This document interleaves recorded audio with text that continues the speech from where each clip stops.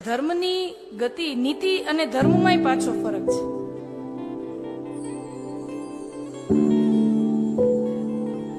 બધા એમ કહેતા હોય કે હવે આટલા બધા કાયદા છે, એટલી બધી કોર્ટો છે, એટલી બધી પાસે કોન્સ્ટિટ્યુશનની બુક છે, આપણી પાસે આટલી અદાલતો છે, આટલા જજ છે, એટલું બધું ન્યાયતંત્ર છે.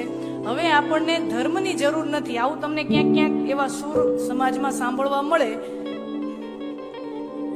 મારે ભાગવતજીને કેન્દ્રમાં રાખીને મારે વાત કરવી છે. ખાલી નીતિ નિયમ, ખાલી કાયદા, ખાલી બંધારણ, ખાલી અદાલત, ચોપડા ચિતરાયેલા હોય એવા નીતિ નિયમોથી જ સમાજ સુવ્યવસ્થિત રીતે ચાલી ન શકે. ખાલી અદાલતોથી ચાલી ન શકે.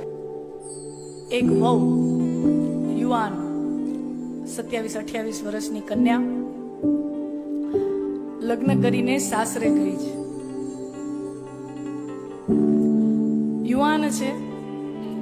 એની સાસુ કર્કશા સ્વભાવની છે. મેણા ટોણા માર્યા રાખે. આ બધી જૂના જમાનાની વાતો છે. હવે તો બિચારી સાસુઓ પીવે છે. એટલે આ પ્રાચીન સમયની વાત છે.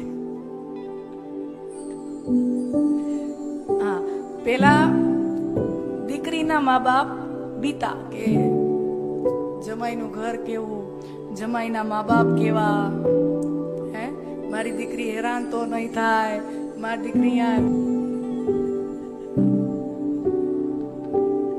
કે આવે છે એ પ્રોડક્ટ કેવું આવે છે. પણ અહીંયા 40-50 વર્ષની જેટલી બહેનો છે ને, મને તમારા ઉપર કઈ હાચે પેટ બળ્યો. જેથી વહુ હતા તેથી હાહુ આકરી હતી.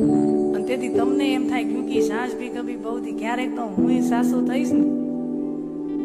તમારો સાસુ થવાનો વારો આવ્યો ત્યાં વહુ આકરી.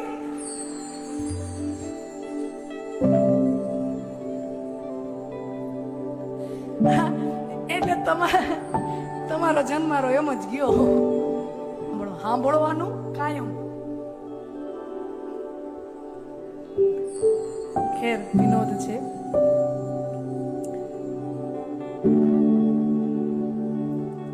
તો સાસુ અત્યંત કર્કશા સ્વભાવની. ઘરે મહેમાન આવવાના હશે તો વહુને તપેલી લઈને મોકલી કે આ 100 રૂપિયાની દુકાનમાં જાય છે અને કાકાને કીધું કે કાકા 1 કિલો ઘી જોખી આપો, ઉતાવળ છે, ઘરે મહેમાન આવવાના છે, શીરો બનાવવાનો છે, 1 કિલો ઘી જોખી આપો. કાકાએ બરાબર 1 કિલો ઘી જોખી આપ્યું. બેને 100 રૂપિયા આપ્યા. કાકાએ ઘીની તપેલી ભરીને એ બેનના હાથમાં આપી. એ બેનને ઉતાવળ બહુ. દુકાનનું પગથિયું જ્યાં ઉતરવા ગઈ ત્યાં પગ આમ લપસાણો અને એ ઘીની ભરેલી તપેલી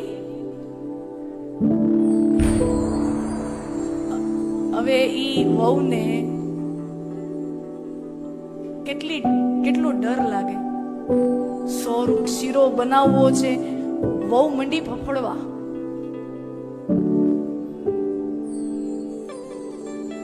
અને ઈ વેપારી કાકા ઈ દ્રશ્ય જુએ છે.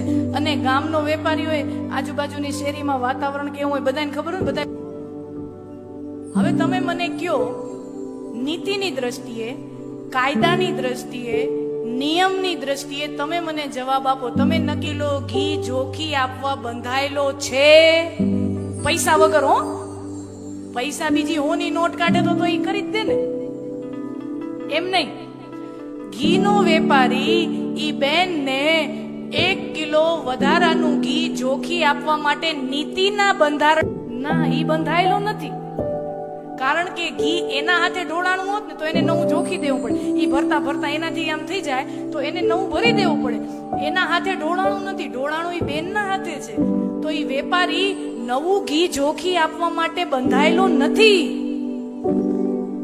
તો ઈ વેપારી એમ નક્કી કરે ને એનું ઢોળાણું ઈ જાણે, એની સમસ્યા ઈ જાણે, ધેર પ્રોબ્લેમ. તો ઈ વેપારી જો એવું નક્કી કરે કે એની સમસ્યા ઈ જાણે તો ઈ વેપારી નીતિવાન જ છે. અનીતિ વાળો ન કહી શકાય, એ નીતિવાન જ છે, એક જ છે. પણ ઈ વેપારી એના મનમાં એવો ભાવ આવે કે અરર અહીંયા જ પાડોશમાં બેન રહે છે, એની ઘરે આકરા સ્વભાવ વાળી છે, એની સાસુ એને ખાઈ જશે, મેણા ટોણા મારશે, ઘરે મહેમાન આવવાના છે, એનું આ ટાણું હું સાચવી લઉં. અને એમ કરીને ઈ કાકા ઘીની તપેલી, લાવ દીકરા લાવ, થઈને તેથી આપી દેજે, આ ઘી તું લઈ જા. હવે ઈ કાકા ઈ નૈતિક થી આગળ વધીને ધાર્મિક થયો. નીતિમાં અને ધર્મમાં આ ફરક છે, આ સૂક્ષ્મ ફરક છે નીતિ અને ધર્મમાં. નીતિ કહેતી હે કોકનું હારું થાય, કોકનું ટાણું હચવાઈ જાય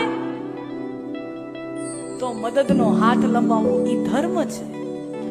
નીતિથી, ખાલી નીતિની વાતોથી છે ને દુનિયા ચાલતી નથી. હા, ખાલી નીતિની વાતોથી, બંધારણથી, ચોપડાથી ખાલી દુનિયા ચાલે નહીં, સમાજ ટકે નહીં. હવે ઈ કાકા નૈતિકથી પરે થઈને ધાર્મિક થયા. અને હવે વિચાર કરો, ઈ બેનનું ટાણું હચવાઈ ગયું, મહેમાન હચવાઈ ગયા, એ ઘરે કોઈને ખબર ન પડી, બધું હચવાઈ ગયું. હવે ઈ બેનના મગજમાં ઈ કાકા પ્રત્યે કેવો ભાવ સર્જાય. હવે ઈ ખાલી એક ગ્રાહક અને વેપારીનો સંબંધ ન રહેતા એક કાકા અને દીકરી, એક બાપ દીકરી જેવો વાલપનો સંબંધ બંધાય. एक वालप नो संबंध बंधाय. धर्म दिलों को जोड़ता है. वालप नो संबंध उभो थयो. અને હવે ઈ દીકરીના મનમાં, ઈ બેનના મનમાં કેવો ભાવ થાય કે હું જ્યારે રાખડી બાંધવા જાઉં અને ત્યારે જે મને 5-25 રૂપિયા મળે ઈ ભેગા કરું, ભાઈ કોકવાર ઘરે આવે, જે 5-25 રૂપિયા આવે એમ કરીને ભેગા, જેદી 100 રૂપિયા થાય, થોડાક 60 પકલામાં માટે ધણી આપ્યા હોય એમાંથી કટકી કરું.